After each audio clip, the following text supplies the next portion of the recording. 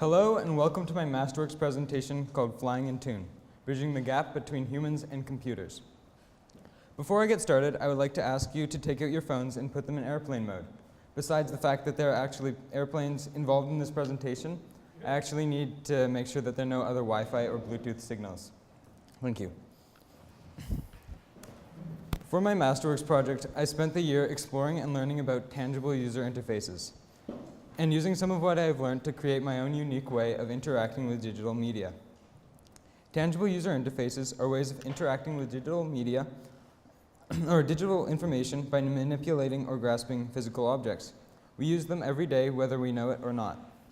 There are virtually no limits to the applications that tangible user interfaces can have in the fields of medicine, safety, education, communication, and around the house. Possibly the most well-known tangible user interface, whether we know it to be one or not, is the computer mouse. Originally, the wire came out the back, so it resembled a small rodent, hence the name. The first mouse was a wooden box with two perpendicular wheels on the bottom side. By tilting and sliding it, users could make perfectly straight lines in two axes. The Myo armband is an armband that can detect the usage of different muscles in your forearm. It can be used as remote control for almost anything. It can detect the individual movements of almost all of the muscles in the hand and wrist by detecting the body's electrical impulses. It can also be used to control a slideshow presentation, which would have been a helpful way to present my Masterworks without distractions.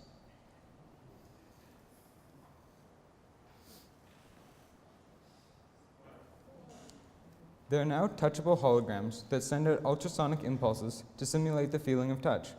This technology could be used in hospitals or for surgeons to feel holographic tumors from the images taken with CT scans, or in museums to feel historical artifacts.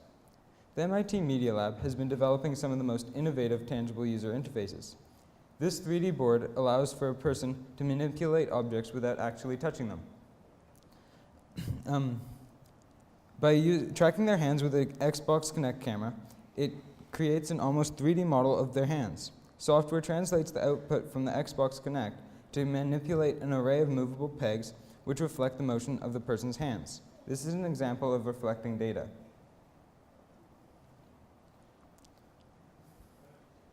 Last week, Google announced Project Jacquard, making it possible to weave touch and gesture interactivity into any textile using standard industrial looms. Everyday objects such as clothes and furniture can be transformed into interactive surfaces. The possibilities for this seem to be only limited to the clothing designer's imagination. Google is partnering with Levi's, so I imagine it won't be long until we have touch-sensitive jeans.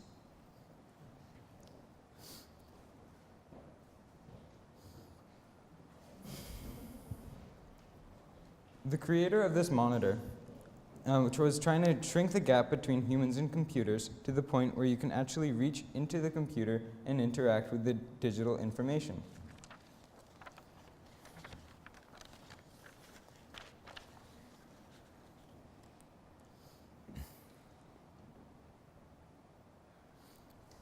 A super smart artificial skin could give human amputees a sense of touch. This specific one can detect temperature, moisture, and pressure. On a prosthetic hand, it can even the wearer could even tell if a diaper was wet or dry. It is stretchy and has a built-in heater, so it feels like living tissue. How can I create my own tangible user interface? For my Masterworks project, I knew I wanted to find a solution for something while learning more about tangible user interfaces. The big challenge was trying to figure out what problem to solve. I started out working out many ideas and tested several devices to try to find inspiration. In November, we visited the California Science Center, where I picked up a toy fighter jet in the gift shop.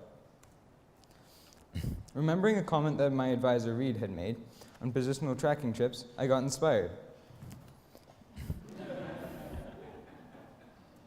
I decided I wanted to design a plane that could control the sounds of an airplane coming from a computer speaker. Essentially, the airplane would become an instrument. During a meeting, Reed suggested that I should start learning the programming side so I don't get overwhelmed when I actually get to it, but I did anyway. Galen suggested that I should use Arduinos to aid my lack of expertise in the field of circuit boards. This is when I really became excited about this project. And I was also starting to see how big it really was and how much I'd have to tackle beyond just the essay and presentation. And this is where things are going to get a bit difficult to explain simply. I ordered the components from the computer side of the project. These parts included a micro Arduino, which is a programmable microcomputer, 2 Bluetooth communication devices called XBs, and a IMU microchip, which is a positional tracking device. There's a bunch of work I did at this point, experimenting with the Arduino, and I learned some basic programming commands for it. I'll move past that part for now. After I got all the parts, Reed and I talked about the layout of the plan of the inner workings of the plane. Reed had a whole bunch of equipment, including wires, an oscilloscope, potentiometer, breadboard, a laptop, and I brought my iMac. Reed showed me how to connect my Arduino micro to the breadboard so we could test out different circuit designs. At this point, I could talk for 20 minutes about the technical details using words such as schematics, embedded processors, baud rates, microcontrollers, capacitors, inductors, transistors, semiconductors, resistors, analog versus digital inputs and outputs, and serial communication. But you can read my essay if you're really interested in learning all that. Now, I'd like to invite up some friends to help me dramatize what might otherwise seem like a complex process. First of all, I would like to invite up a young airplane enthusiast, Akshay.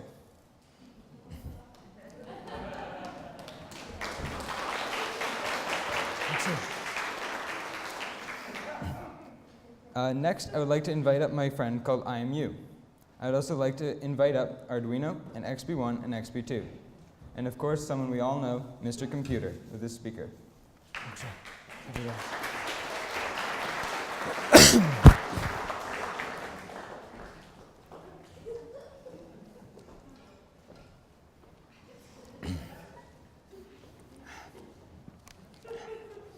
We will be demonstrating the series of information passed along this chain of microcomputers. Remember, in the actual plane, all of this happens at nearly the speed of light. First, the IMU is in charge of keeping track of the tilt of the plane.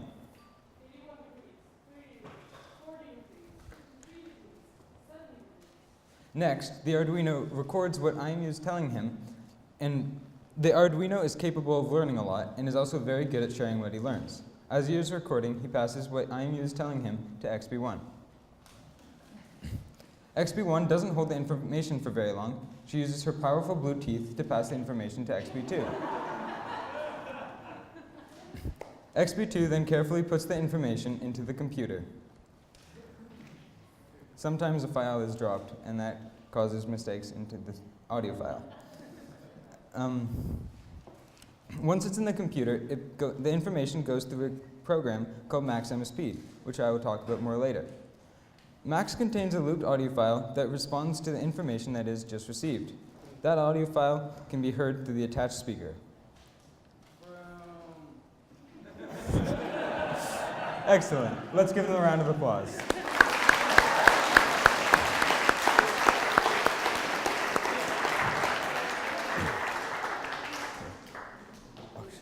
Perfect.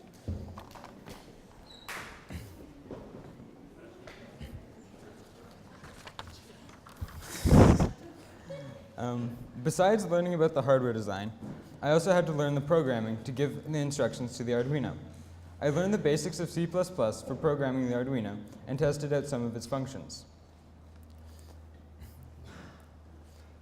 But the programming I did most was in MaxMSP. That's the part I mentioned in the dramatization. Galen had suggested that I use this program because it's the best for real-time interactive media presentations.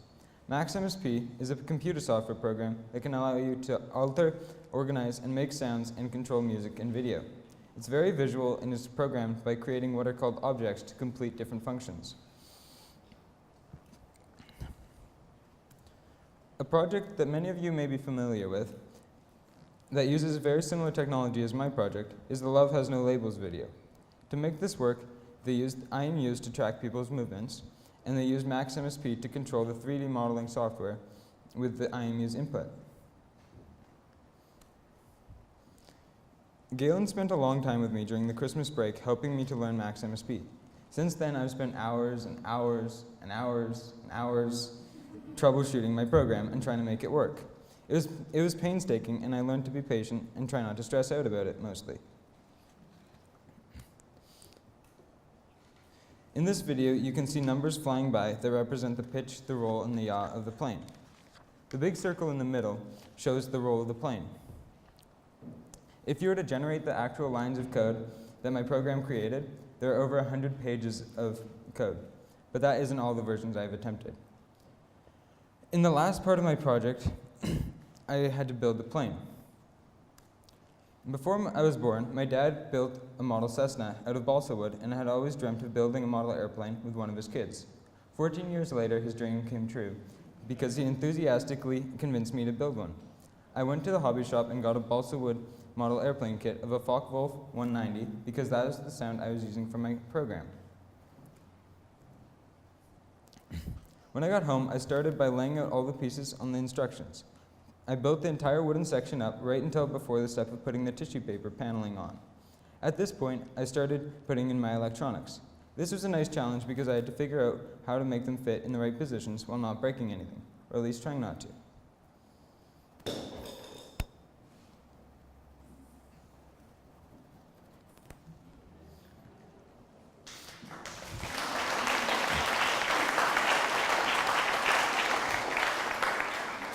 And here are some photos of what the electronics look like inside. The one in the middle is the Arduino. The one in the front, which is the bottom right now, is the IMU. And the one at the top right now is XP, which was XP1 in my presentation. It's the XP, or IMU and Arduino. And now that you understand how it works, I'd like to demonstrate the actual plane. I'm just out to find the better part of me. I'm more than a bird, I'm more than a plane. I'm a bird plane. I'm a bird plane. I'm a bird plane. A part of me is a bird. The other part is a plane. See my feathers, hear my engines, my beak and my hydraulic suspensions. Bird plane.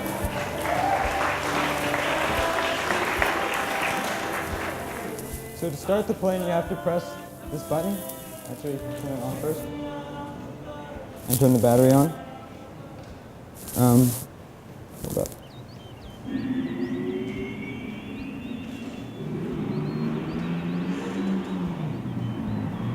And then tilting it up and down changes the pitch of the audio file.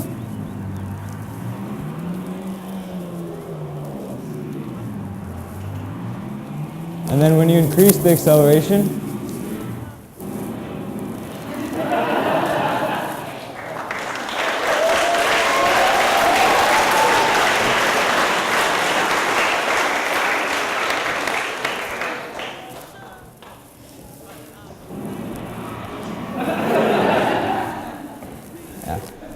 and then you have to press the reset button to make it work again. And it'll just keep working until the battery dies, which is pretty long.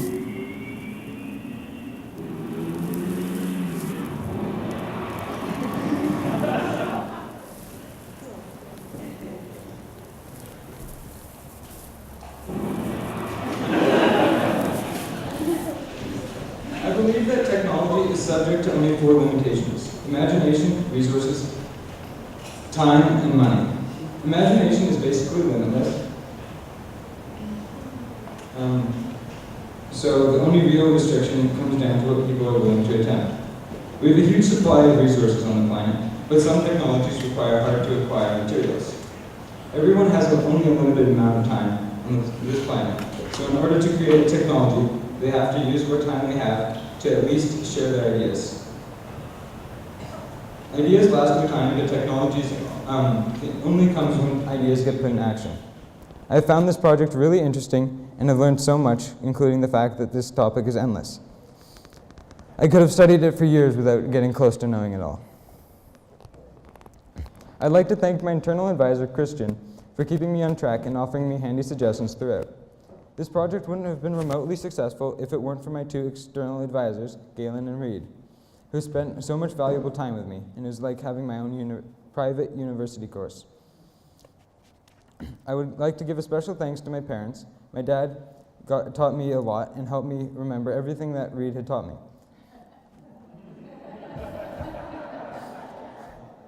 My mom kept me inspired throughout the whole year and helped me keep on track when I got frustrated. Thanks also to Akshay, Allegra, Liliana, Ali, and Jack for participating with me today.